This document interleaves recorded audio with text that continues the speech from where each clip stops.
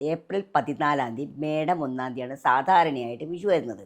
പക്ഷെ ഇത്തവണ 2 തീയതി വരുന്നത്. കാരണം സൂര്യോദയത്തിന് മുമ്പായിട്ട് സംക്രമം വരുന്നില്ല. സൂര്യോദയത്തിന് ശേഷം സംക്രമം വരുമ്പോൾ പിറ്റേ ദിവസമാണ് വിഷുഫലം നമ്മൾ ആചരിക്കുന്നത്. ഇത്തവണത്തെ പ്രാധാന്യം എന്താണെന്ന് പറഞ്ഞാൽ ബുധനാഴ്ചയാണ്. ബുധനാഴ്ച എന്ന് പറഞ്ഞാൽ വളരെയധികം ഐശ്വര്യമുള്ള ദിവസമാണ്. ശ്രീകൃഷ്ണ ഭഗവാന്റെ ദിവസമാണ് ബുധൻ. ശാസ്താവിന് പ്രധാനമുള്ള ദിവസമാണ് ബുധൻ. ഹനുമാൻ സ്വാമിക്ക് പ്രധാനമുള്ള ദിവസമാണ് ബുധൻ. ബുധനാഴ്ച വന്നാൽ വളരെ നല്ലതാണ്. നമ്മൾ പുതിയ കോടിയെടുക്കുന്നതും പുതിയ കൈനീട്ടം കിട്ടുന്നതും പുതിയ ആരംഭങ്ങൾ കുറിക്കാനൊക്കെ വളരെ നല്ലതാണ് ബുധനാഴ്ച ആയതുകൊണ്ട്. ബുധനാഴ്ച പുതുവസ്ത്രം ധരിച്ചാൽ ഉടൻ കോടി എന്ന് പറയുന്നത്. കാരണം ബുധനാഴ്ച ഏത് വസ്ത്രം ധരിച്ചാലും നമുക്ക് ഉടനെ തന്നെ നമുക്ക് അടുത്ത വസ്ത്രം ലഭിച്ചിരിക്കും.